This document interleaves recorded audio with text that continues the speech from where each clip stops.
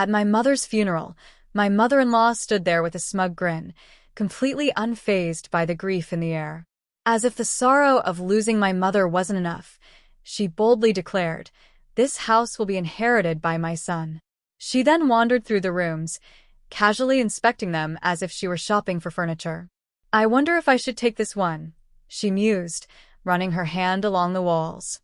I forced a polite smile and firmly corrected her. "Actually, I'm the one inheriting this house." Without missing a beat, she chuckled. Oh, I know. "But isn't it true that a wife's belongings belong to her husband? So, in a way, this house belongs to my son, right?" I sighed, baffled by her audacity. Before I could even respond, she cheerfully added, "Anyway, from now on, let's try to get along." I hesitated.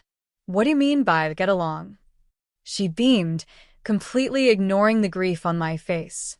"Well, I'll be moving in, of course. This will be my room." Shocked, I asked, "You mean we'll be living together?"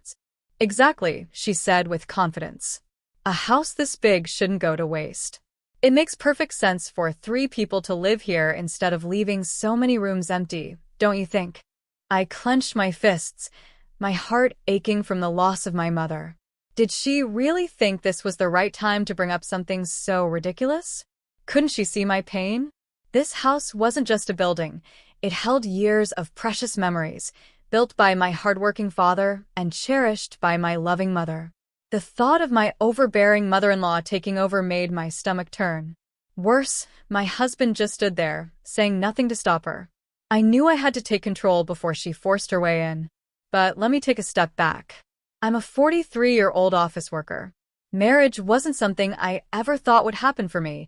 I had given up on the idea after turning 40. But then, through an acquaintance, I met Paul. He was 5 years younger than me, kind, and always put my opinions first. When we were planning our honeymoon, he asked, "Where should we go? You mentioned wanting to visit Europe, right?" I smiled. "Yes, but didn't you say you preferred the Singapore?"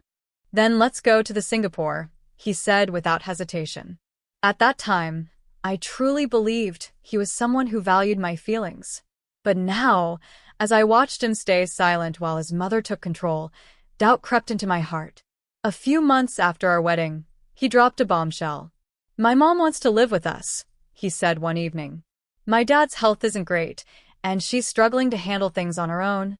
I frowned. "I understand that she's going through a tough time, but didn't we agree before marriage that we wouldn't live together with her?" He looked away, avoiding my gaze. And in that moment, I realized this battle wasn't just with my mother-in-law. It was with my husband, too. I hesitated for a moment before asking, "Are you really going to talk to your mom about this?" My husband nodded. "You're right. I'll bring it up with her." Paul was the type of man who always listened to me, no matter how small my concerns were. I appreciated it, but sometimes I felt guilty, like I was being too selfish. It was a blessing to have a husband as kind as him, yet there was one regret that always lingered in my heart. My father had passed away 4 years before I got married. He never got to see me in my wedding dress, never had the chance to walk me down the aisle, and never got the reassurance that I had found someone who would love and care for me. My father had been a strict but hardworking man. He was an executive at a small to medium-sized company. Even though his business wasn't large, he earned a decent income, and our family home was big enough to hold gatherings and even funerals. I deeply respected him. When I started working as an office employee, I began to understand the real struggles of maintaining a job, dealing with responsibilities, and carrying the weight of expectations. My admiration for my father only grew with time. The sacrifices he had made for our family became clearer to me, and I wished I could have told him just how much I appreciated everything he did. Then, 3 years after my marriage, another tragedy struck. My mother passed away. "Even your mom," my husband murmured, his voice filled with concern. "Are you okay? You should take a break in the back room."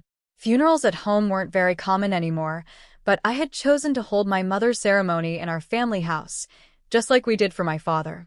It felt right. It was a place filled with memories, and I wanted to send her off surrounded by the love she had built here. Throughout the funeral, my husband stayed by my side. He made sure I was drinking water, gently urged me to sit down whenever I looked exhausted, and handled guests when I needed a moment alone. In my grief, I still found myself thinking, I am lucky to have such a caring husband. But then my mother-in-law, Jessica, arrived. With a solemn expression, she approached me and said, "My deepest condolences. I sincerely sympathize with you." I nodded and forced a small, polite smile. "Thank you, Jessica," and I never had a particularly close relationship. We didn't live together, and our interactions were usually brief and formal. I had always appreciated the reasonable distance we kept, but something about her presence that day felt different, something I couldn't quite put my finger on. After the ceremony ended, Jessica approached me again. This time, she had an unusual expression, one that didn't match the mood of the day. There was something unsettling about the way she looked at me. She smiled, almost too warmly, and said, "We really appreciate your help with the funeral. Thanks to you, everything went smoothly." I was about to thank her, assuming she was simply being polite. But before I could respond, she suddenly added in a casual, almost playful tone, "Well, now that the funeral is over, don't you think it's time to drop the formalities?" I stiffened. What did she mean by that? For a moment, I thought she was just trying to lighten the mood, maybe encourage me to move forward. But as she continued speaking, I realized that wasn't her intention at all. She glanced around the house, her eyes filled with something I could only describe as admiration, but not the sentimental kind. It was more like someone inspecting a valuable piece of property. "This is such a splendid house," she commented, almost as if she were talking to herself. I frowned. Something about her tone put me on edge.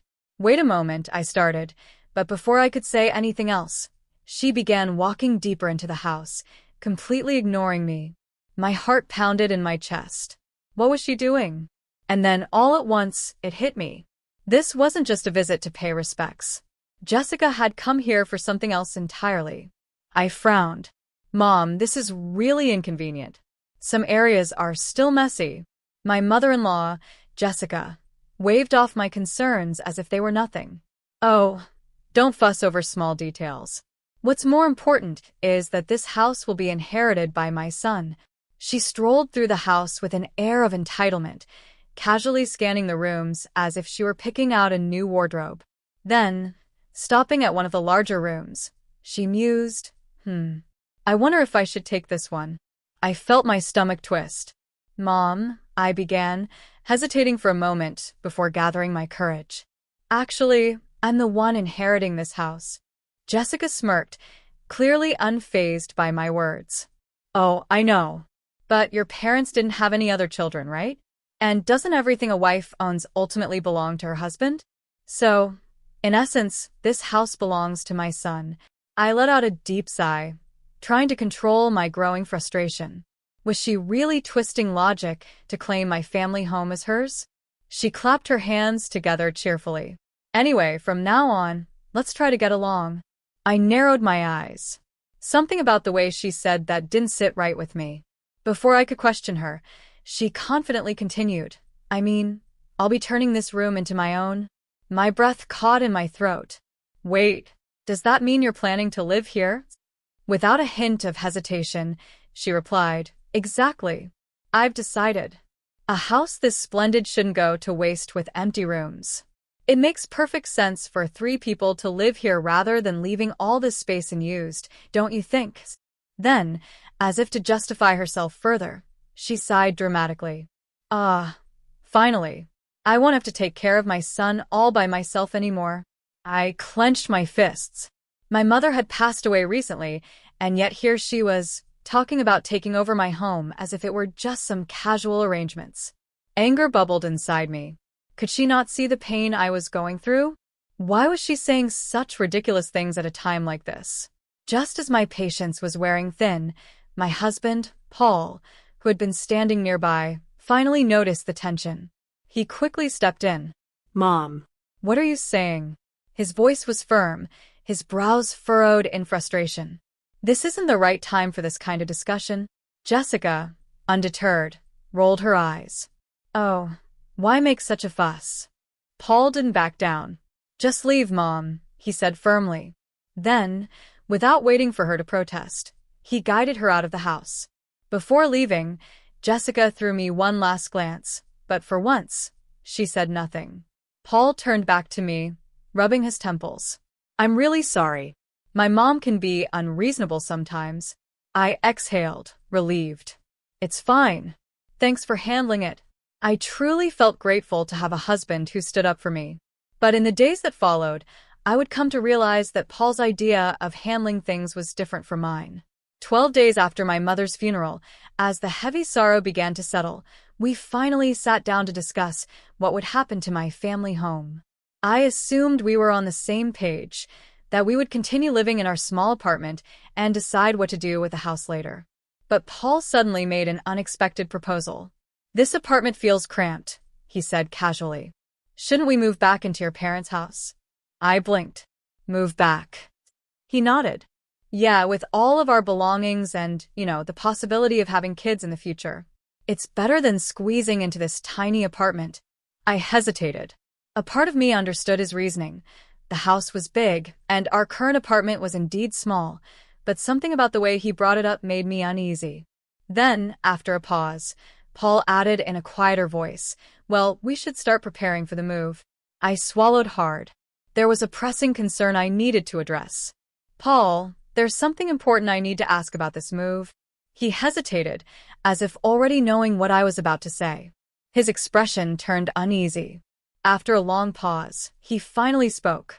Considering how spacious the house is and all the empty rooms, I could already tell where this was going. And I didn't like it one bit. I stared at my husband in disbelief. Are you saying you want your parents to move in with us? Paul hesitated, but then nodded. I just thought since the house is big, it could work. A cold wave of frustration washed over me. Lately, I had started noticing subtle changes in my husband. I used to believe he valued my opinions, but now, I wasn't so sure. Was he truly supportive, or was he just a people pleaser? Maybe even a pushover? His willingness to entertain my mother-in-law's every request, despite my clear objections, made me question where his loyalty truly lay. I had made it clear, over and over again, that I was against living together with his mother. And yet, he kept bringing it up. Haven't I told you repeatedly? We are not living together with her. I reminded him, my voice firm. Paul sighed. I know, but Mom keeps insisting. I scoffed. During the funeral, you scolded her for barging into my family home, didn't you? You stood up for me. You were against cohabitation back then. What changed? He ran a hand through his hair, looking uncomfortable. Yes, I was upset that she just walked in like that, but that doesn't mean I'm completely against the idea of living together. I just thought it was wrong for her to make such a big decision so casually, especially on that day. I crossed my arms. So what? Now that some time has passed, you think it's okay? Paul nodded slowly. I just think it deserves a proper discussion. I sighed heavily. I could see it now, he was not fully on my side. He was trying to stay neutral, acting as if he was weighing both sides fairly. But people like him, who try too hard to remain impartial, often end up hurting the ones they should be standing up for. It was infuriating. I refused to live with someone who had barged into my family home on the day of my mother's funeral and declared which room she would take. My stance would not change. Tell your mom we're not living together. Make it clear, I demanded. Paul frowned. You really seem bothered by this. Of course, I am. I snapped. Just tell her. Fine, I will, he sighed, clearly reluctant. Before we got married, I had mentally prepared myself for the possibility of living with my in-laws one day. But after seeing my mother-in-law's behavior at my mother's funeral, that possibility had become completely unthinkable. This home was built by my father and cherished by my mother. Letting my pushy mother-in-law take over was out of the question. However, when Paul finally conveyed my opposition, my mother-in-law didn't take it well. Instead of respecting my decision, she called me directly. Why are you so against cohabitation when there's such a big house? She asked, her voice sharp. You're Paul's wife now. That makes his father and me your parents too, doesn't it? Why do you have such a strong opposition to living with us? I clenched my jaw. I've already explained to Paul why I'm against it. Your reasons make no sense, she snapped. Are you abandoning us? I took a deep breath, trying to keep my emotions in check. I'm not abandoning anyone. But I know how this would turn out. My father-in-law has health issues, and if we live together, I'll be the one expected to take care of everything. That's not fair. Silence stretched between us before she spoke again, her tone dripping with disapproval. You really are heartless. Her words stung, but I refused to let them shake me. If cohabitation was ever to be considered, a significant change in both my husband's and mother-in-law's attitudes would be the absolute minimum requirement. But just a few days after that conversation, I was in for another surprise. I walked into the living room to find my husband moving furniture around. The couch was pushed against the wall, the coffee table had been shifted, and he seemed to be creating extra space. I frowned.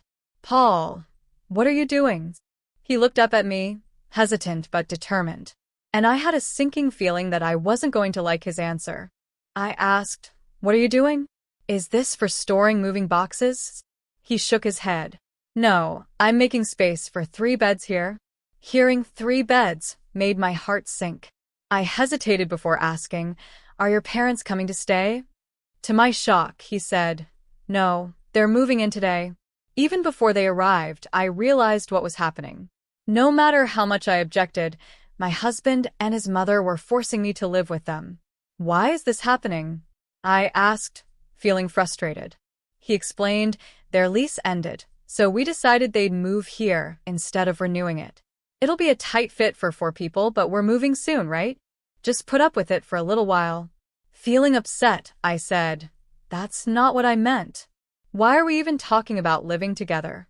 I told you before, I don't want to live with someone who walked into my parents' house on the day of the funeral and suggested moving in. I'll talk to Mom, he said.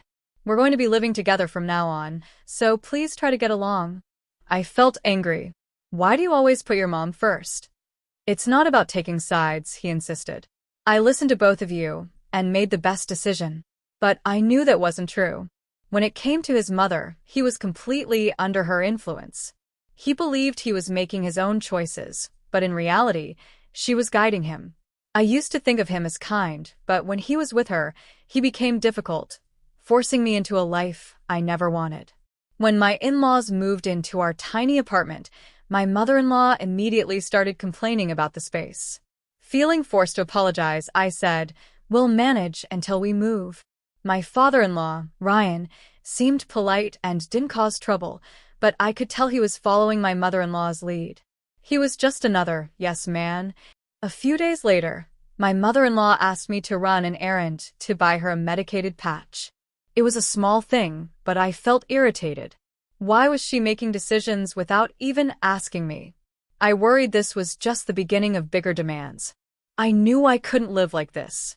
My in-laws were already preparing to move into my parents' house, so I decided to act first. While my mother-in-law excitedly talked about how much space she would have, I made my own secret plans. I wasn't going to let her take over my parents' home. After about 12 days, I finally told them my decision. I handed over the official court document and said, that house means so much to me. I can't stand the thought of you living there, so I gave up my inheritance. Now, it will just be a beautiful memory in my heart. My mother-in-law exploded. Are you crazy? Even if you didn't want it, you could have sold it and made money. Why would you just give it up? I calmly said, even if I sold the house, you would just depend on that money next. I thought it would be easier if I had nothing at all. She snapped back. We left our old home for this move. What are you doing? How are you going to make this up to us? I stood my ground. I've always said I don't want to live together, but you forced it on me without asking. So I made my own decision. Both my husband and mother-in-law looked shocked when they heard that I had given up my inheritance. Their faces turned pale, and they had no words. My father-in-law looked confused as he watched them. But I wasn't finished. Paul, I said, turning to my husband, I've been thinking about getting a divorce. What do you think? He stuttered. Divorce? My mother-in-law jumped in immediately. Paul, you should divorce this foolish woman right now. I expected her to say that. but I wanted to see if my husband could make his own decision in such an important moment. Mom. He mumbled, unsure of what to say. But by then, my mind was made up. Fine. Divorce is the only choice, my mother-in-law said angrily. My father-in-law spoke next. Paul, your mother insists on it, so you have no choice. Then my husband finally said, well, you seem to want a divorce too, so maybe it's for the best. Even now, my husband and father-in-law just followed whatever my mother-in-law wanted. And my husband acted like he was agreeing with me, as if it was my idea. All right then, I said. Let's go through with a divorce. I packed only a few things and left. That night, I stayed in a cheap hotel. The next morning, I took half a day off work and went straight to the courthouse. A few days later, my mother-in-law called me, shouting, You. What is going on? I just found out the house is becoming yours. Why? I replied calmly, Oh, so you found out through the estate paperwork? Yes. That house belongs to you? You lied and tricked us. I sighed. Why would I fake legal documents? Those papers are real. Then why is the house still yours? You said you were giving it up.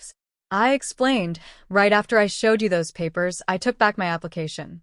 Giving up an inheritance isn't final right away. It takes about a month to be approved. Until then, you can change your mind anytime. The documents I showed you were just part of the process, not the final approval. I had tricked them into thinking I had given up the house. I wanted to see their real reactions and decide what to do next. I never expected my mother-in-law to change, but I hoped, at the very least, that my husband would stop and tell me he didn't want a divorce. I had planned to take my time and explain everything about the house later. But my mother-in-law wasn't giving up. So, the house is really yours now. Since you got it before the divorce, doesn't that mean it should be divided as property? In that case, shouldn't you and Paul split the money from selling it? She was determined to take whatever she could, knowing she couldn't have the house itself. But I had already thought about this. If we had bought the house together, then yes, it would be divided. But this house was inherited, not purchased, so it's not included in the property division. She didn't stop. What about the money Paul should get from the divorce? I stayed calm. We were only married a few years. There's not much to split. Maybe just the car, but it still has a loan on it. She called me selfish and heartless. I replied, I'm protecting this house because it holds precious memories of my parents. I don't want people like you living in it. If you have any more complaints, talk to a lawyer. After that, the divorce moved quickly.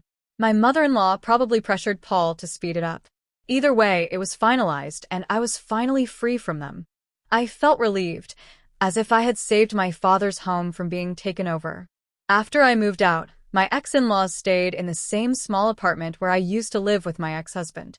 Even with one less person, it was still cramped. My former mother-in-law started looking for a new place, but since they were older, they had trouble getting approved for rentals. In the end, my ex-husband rented a small house for them. It's smaller than the apartment, but because it's a house, the rent is probably higher. He also has to take care of them financially. Life won't be easy for him. At first, his mother was excited about moving into the big house my father left behind. But now, she has to settle for something much smaller. I'm sure she's disappointed. As for me, I've started a new chapter in the home my parents left me. The house feels warm, as if they're still here with me. If you enjoyed the story, don't forget to subscribe to the channel. See you next time.